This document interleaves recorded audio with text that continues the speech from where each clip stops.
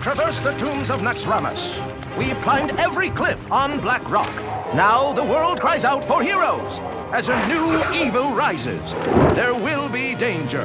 There will be doom. There will be ancient temples filled with relics, treasures, and traps. Who will answer the call? Explorers lead, and we are in need of explorers. Adventure we seek, cross land and sea. Won't you come and join us? Yes!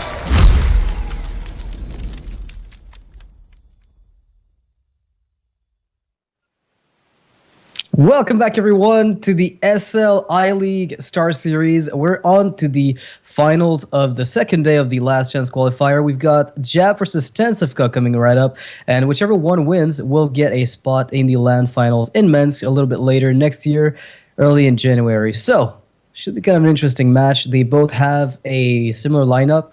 Paladin, Druid are in both players' lineups, and the Hunter for Stan with the Warrior for Jab. That should be, I think, the determining deck. Yeah, it is going to be the mid-range Hunter against the Patron Warrior of Jab. I think that's favored to the Patron Warrior, but the match that I'm not as familiar with is going to be the Battle of the Druids, with Jab playing the typical mid-range and StanCifka playing the Fellraver, slightly more aggressive mid-game Druid.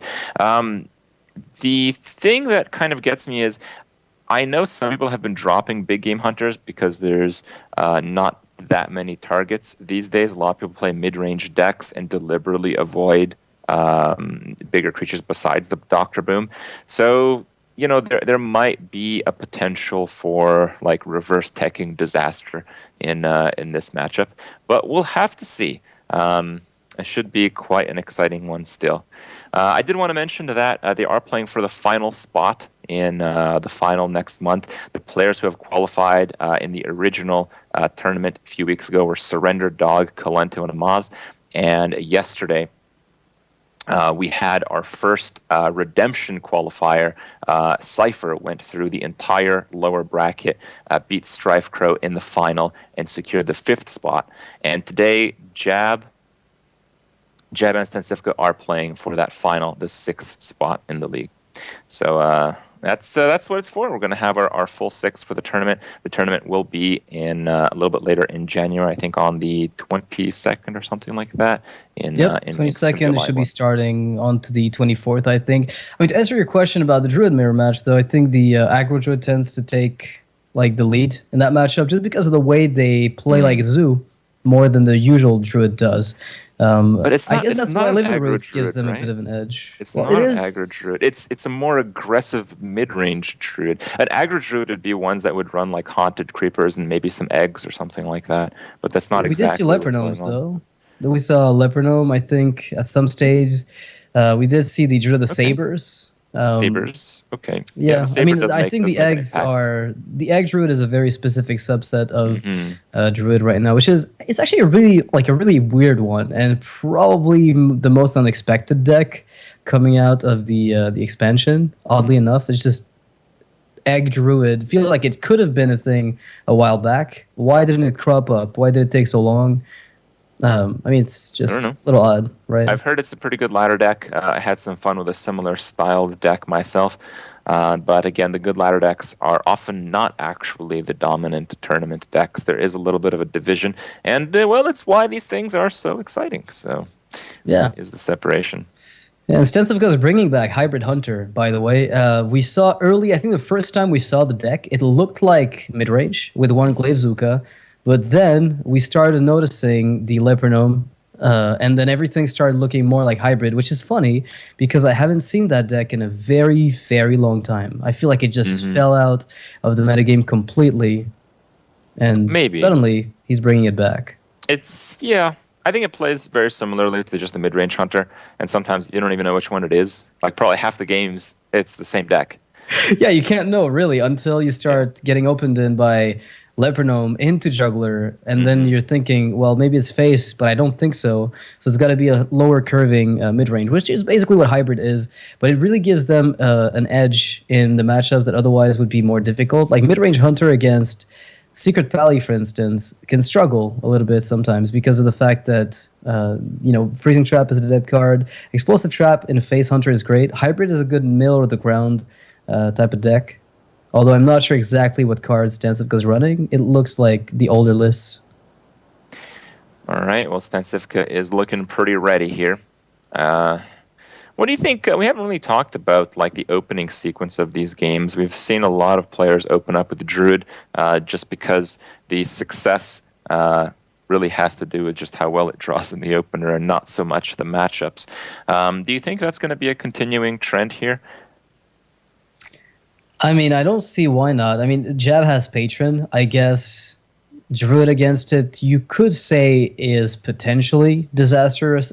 Like assuming you're playing something like an aggro Druid in StanCifka's position, you don't want to open up with it, because then you run into Patron and it's pretty bad. Against the other Druid, I think you're happy. Against Paladin, you're probably okay with it, although it can be a little difficult if you curve poorly. That's what I love about this final, is that I'm not giving anybody a crazy edge. I'd give a small one to Stan, but not by a big margin. Okay. Well, we'll have to see. The players are still setting up. We're told that StanCifka is having a few connectivity issues, so hopefully we don't have to encounter that during the games. I think that's why he's actually playing from a slightly different location than he was Slightly against different. Life Yeah, in one end he's in the attic, and suddenly he's in an actual room. I don't know what happened there. I don't know, but well, if it helps stay connected during a tournament, any adjustment is probably a good one. Yeah. So Jab, we saw earlier, like we barely saw him play. He won his series pretty convincingly and just moved on with his life like nothing ever happened. I don't think he blinked during the entire best of 5, and I'm hoping the same thing happens here. No blinks. All right. Well, it's going to be a Paladin mirror. Both players are playing very similar decks. They're both playing, I believe, mid-range styled Secret Paladin, if I'm not mistaken. Yep, both of them are playing a very similar thing with the higher curve. I don't know if Stan is playing the Ragnaros type of deck. I know the Jab is, if I'm not mistaken, but I'm not sure about StanCifka. Oh man, a Secret Keeper. That is such a good card here, especially given the circumstance where StanCifka has nothing but secrets to open up with.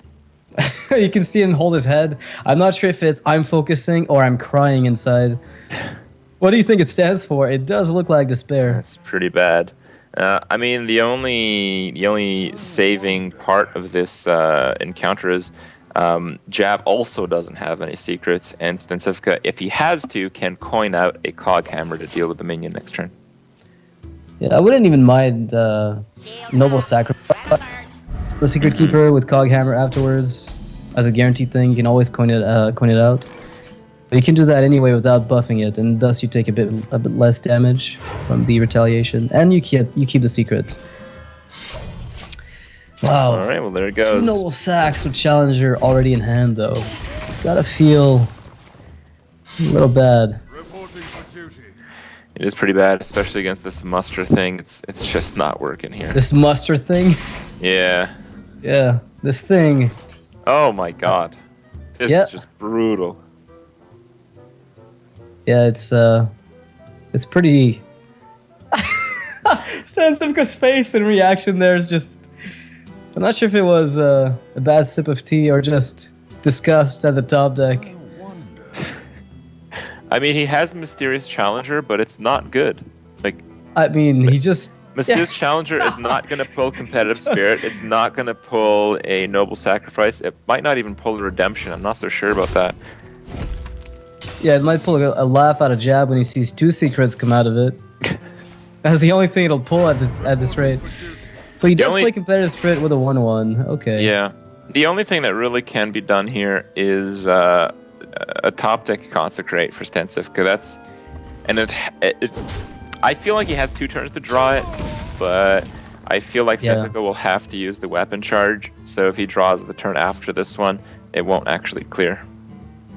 Yeah, I think StanCifka, if he picks up the 1, or I expect only 1 Consecration to be played in this deck. If he picks it up, he's able to reset very nicely because his turn 5, although it may be somewhat dry, lets him develop 2 secrets, which then play nicely into the challenger afterwards. So I think he's got, as you said, I'd say even one turn, not even two. Because I think if you don't pick it up now, you've lost. No, I think Wow. you can. I think you can hit the haunted creeper to deny a play, and pick it up next turn. So you just play redemption here? No, you don't, because you actually. Yes. Yes, because it's the only way you're going to win. So here Redemption probably and go not sack. play You a just set dude. it up now. Yeah. Yeah. Pick up a Belcher. No, just when you play Mysterious Challenger, I don't think it's going to pull a redemption. So you have to pick up Consecration now. And win. Yes. Yes. Well, win. Your Wait. only chance is to pick up Consecration right now. No, that's game over. Wow. Well, that was an entertaining game. I guess half the game was watching Jeb StanCifka. really got some powerful cards, while StanCifka got very few. It's fine. I've got an orange. That's what he's thinking right now. So Yeah, that's your narration. Oh, there it is. Yeah, I don't even we get know. full screen orange. Oh man, looks He's- like he's not going to rope on this one. He's making the play very quickly, feeling out that oh, slice. Jab. Very good play, very good form. Jab is All drinking right, well, milk. back to Hearthstone. Things No, are no, not no, no, looking no. up for him.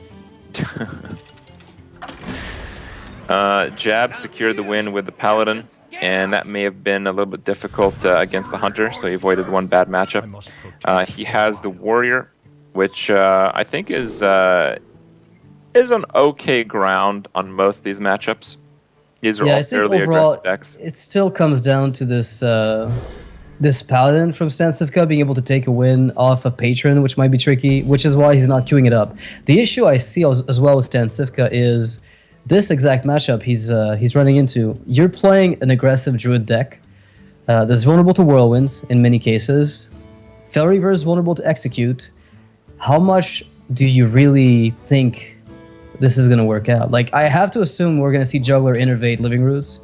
But that gets We shut might down by not. a ghoul. So if that's the thing. He wants to make that play to push, but if a ghoul is there, he's into trouble. If it's a War Axe, he's kind of okay as long as he dodges the Armor Smith that follows up. The thing is, though, usually the juggles in this matchup, you want them to hit face, because most of the minions that are played by a Patron Warrior are ones that don't mind getting hit by a few whirlwind effects.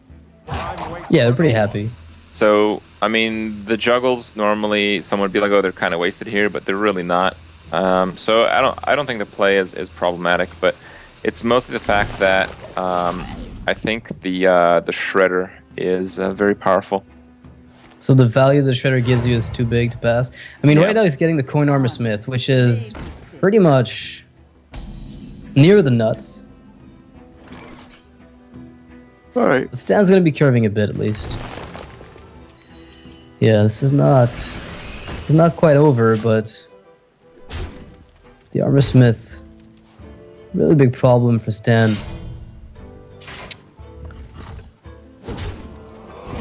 Well, let's see what comes out of this. Be big. Another Shredder off the top would be playable. That's true. I think the current circumstance is still fine, though. Just clearing the Armor Smith is fairly important here. Jab will not have an answer immediately for this Shade, and if it grows big enough, it might be what the Druid needs to dominate the Warrior. Yeah, I think this Shade is actually going to be the ticket to victory for StanCifka. Like, there's really no way for him to win if he doesn't push for at least, let's say, 6 out of that Shade, I think. The silence on the Ghoul is also not too bad in this case. Silence on the Ghoul. Would you silence... You would keep the Keeper for a Patron turn that you expect to be coming out? Yeah, what if you just silence the Ghoul and don't attack it? Yeah, of course. You just pass. You silence pass. See if he has a weapon to use with the Ghoul, like the Deathbite. Yeah, I kind of like the quote-unquote passive play.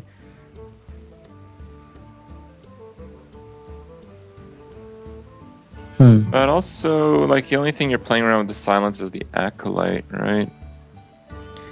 Well, It's turn technically, the 4, Ghoul's not going to Patron pop yet. next turn, right? Yeah. So, So the 2 damage play is also one you can consider. Just pushing phase for 2? No, hitting the ghoul for 2. Hitting the ghoul for 2. Okay. Yeah, That's I the guess highest it does tempo give you a play. better hero power on 5. Alright, he's seen a War Axe, he's seen an Armor Smith, he's seen a ghoul, he's thinking, I've got to go with this play before the patrons come out. And in this case, though, the Shade gets executed, but that's okay, because it puts the patron a bit off curve unless he picks up Acolyte or Frauding, never mind. No, Frothing's good here. No, that's what I'm saying, is StanCifka was hoping that he would not be running into that kind of play. I'm surprised to see the Shredder, actually. Yeah, I'm a little puzzled. There has to be a good reason, but I can't tell you what it is. I must safeguard.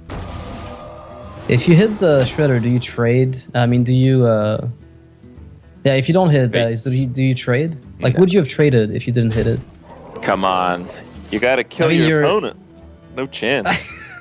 Yeah, but if you're if 2 you 4 play dice. this match, if you play this match and never squeeze out any like incidental damage like this, I think you honestly can't win unless you get like the nuts opener, which we know that already hasn't happened. All right. I was just thinking maybe you don't want to give that Shredder 2 kills, but after the Inner Rage, what did that tell you last turn? I mean, it surely told you there's no weapon.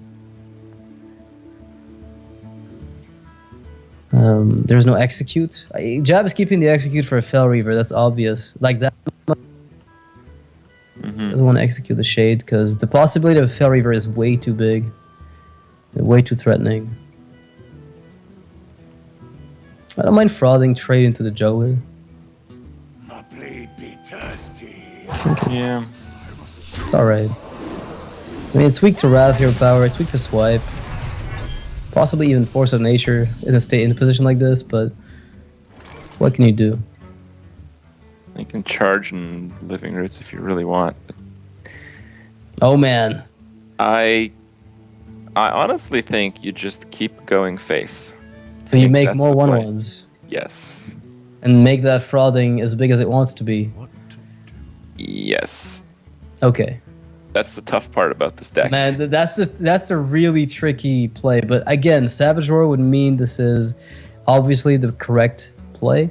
Would you ever consider attacking Living Roots, the 4/4, and then playing the 3/2 as stealth, and then play Dr. Boom with it? Or do you just absolutely smork? No, it looks like he wants No. to deal with the Frothing. Yeah, I think he's respecting it more than you have. I mean, don't you remember taking 45 damage in one turn from this guy? Yeah, but without charge, that guy's nothing. Why is he even in the deck? Yeah, what's the point of it? All right. Okay. Still Oh, pretty good for Jab, though, for now.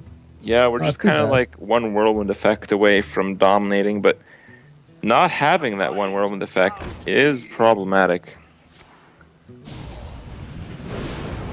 This is so Yeah. risky. Like a Wrath basically counters him. Actually, almost anything counters you, but the Dr. Boom is good and bad. It's mostly good for Jab, I believe. Yeah, absolutely. Yeah, I mean, you're looking at Cruel Task with Execute with the Boom bot. No. You Devour just Ray. attack the Boombot. You just attack the Boombot right now. You want the Yeah, Boombot like this- to hit for like just low damage. Oh! StanCifka just breathing a sigh of relief here, but Jab may find another way to get out of this. Which I mean, Another he already battle has pitch. one, but it could get even better. StanCifka does want to pick up a Fel Reaver if this Dr. Boom gets executed. Got his own Dr. Boom there. Yeah, well, Fel Reaver wouldn't do too much work looking at this Corsair. Okay, well, there's only one play here. Hero power the Cruel Task, play the Boombot into it, and hope it kills the Grim Patron. Say a prayer. Well, if it hits the Grim Patron, it's most likely going to kill it. There it goes. A little 25% chance it didn't, in which case, well, I mean, you're out of luck. So, StanCifka could still win on the back of crazy back-to-back, like runner top decks. Yep. It's not over. No, it's certainly not over here. It's I not mean, he's good. at 32, so he at least does actually have 2 turns here. So Okay, it looks like he is going to take a slow play. I must safeguard the land. yeah, you've seen one patron, one frothing. You're losing the long game, but at the same time, like you haven't seen any weapons beside the one war axe, and I think once that comes out, that's when things go really wrong. Does he have any card Well, draw? that's starting to go really wrong. Yeah, that's pretty much it, right? Like that's how Have we you. seen lures out of the deck? I'm not sure. I think aggro druid just doesn't have room for them. It's just the way the deck works. You can't find room for those cards. Juggler again, a dead card. StanCifka is gonna have to look at the probability of getting Force of Nature into Savage Roar I'm not even sure that's gonna save you, considering the amount of health this Yeah, warrior's stacking. he has Oh, a few okay. taunts as well. Gotta sneak in that 1 damage. Every point matters. I feel like StanCifka eats more when he's losing. Maybe that's Yeah, his he's just looking for that strategy. fructose boost, man. Like, you gotta get it, right? It's supposed to wake you up, technically. Which is why you Okay. eat bananas to compensate the electrolytes. Just like, you drink coffee in the morning, then you eat bananas to compensate, and then you just keep going. That's what he does. Okay. Yeah, I talked to him. Alright. I'm not making this up, Crip. Like, he needs fructose to keep going. I don't know if he drinks coffee that much, but I know that's why he eats the bananas all the time. Alright, well, this is like the worst juggler ever, but you have to take ridiculous risks to have any chance this game. Yeah, there's really no way StanCifka's going to take this. It was a little unfortunate for him the way the game opened up at all. Well, I think Jab with the Druid left with 3 chances at rolling Innervate dice. Yeah, that's probably just gonna happen. Sure. It just takes one None of game. these matchups are bad, but none of them are like great. So Druid is pretty bad for Jab. Like, I think StanCifka should win with his Druid most of the time. yeah, but like most of the time is gonna be maybe 60%, and that's probably the most lopsided one. Right? I don't know, man, because this Hybrid Hunter really puts a lot of pressure on the Druid. Likewise, Secret Pally as well. I feel like the 3 decks from StanCifka could 3-0 Jab. Okay. But it's gonna take Jab, a lot. Jab got a reasonable hand here. This is post mulligan. He has already mulliganed. So he's going to be able to coin to Darnassus and innervate into a 5-drop. If he gets a 5-drop, that would be really, really nice.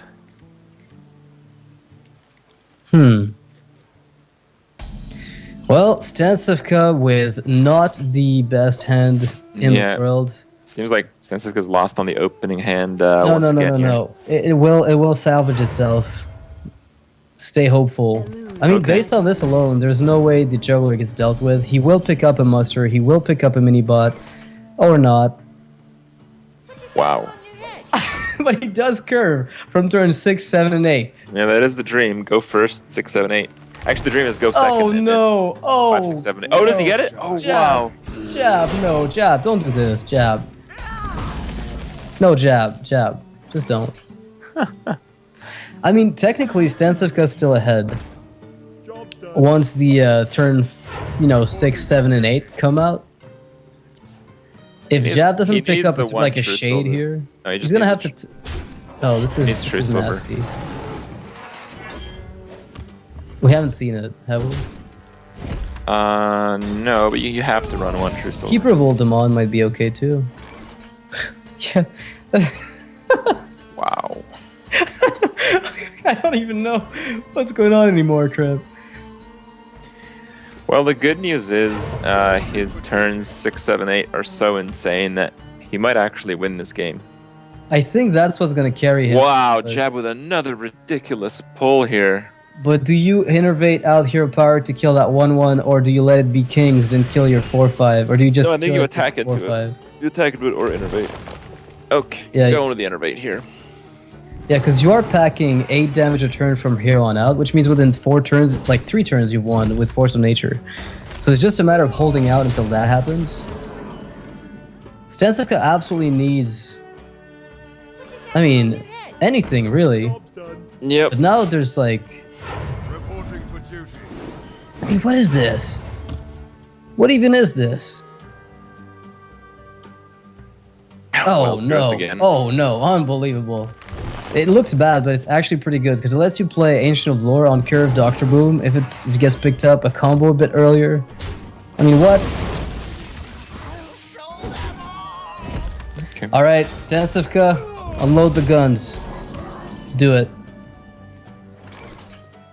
Oh, Peacekeeper. That's interesting. That's not bad. It's interesting. It was interesting 3 turns like earlier, Crip. It's not so interesting now. Redemption, Avenge, Noble Sack. So those are the 5 that you expect from every Secret Paladin. This is not Life Coach edition. Life Coach. I don't think. Life Coach puts a different Christmas tree in his house.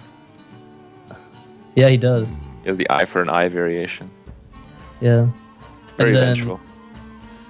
I mean, one of the things that's exactly what I was telling you. Like, Life Coach tends to bring these completely off meta decks that seem like they should work on paper, but then you see them in action and you're always a little bit disappointed that they didn't work. Well, BGH comes out Yeah, BGH does come out, but with a Dr. shredder. Boom does follow. Yeah, and then he dies. Does he? Oh yes, he does. He does die. Unless, I mean, Consecration technically could do. Oh, well, he's not dead after all. Dr. Boom will get to do something. Actually, I think Consecrate Shield of Minibot is pretty good here. Well, what about Consecration Aldor? Maybe that's better. No, Dr. Boom it is. Gonna hope for the Tyrion to stick around. So Force of Nature #1 should be coming out here, unless Jab decides to. You can't play defensively. You just It's smart. probably going to be a Druid of the Claw. Yeah, just charge and deal 16. Yeah. But think about the fact that this is competitive spirit. The Boombot's being buffed up. Does that change anything? That is an interesting point, especially with Consecrate. That might change some things. But we'll probably see Tyrion come down no matter what, right? If Force of Nature is played by Jab, which brings down StanCifka to the lowest possible amount this turn, instead of the 5 that he's going to be taking from Hero Power and the Druid of the Claw. Because now that he's on 6, he absolutely has to use Tyrion, right? I mean, he's going to be on 5. Could have been on 4. He could have been on 4, technically, right? Oh. Okay. Wow, face Wow. hit. Oh, no. This is bad. It's really bad. It's really bad. Well, you know what? You can always kill the 4-3, kill the 4-1, kill the Shredder, give your opponent a...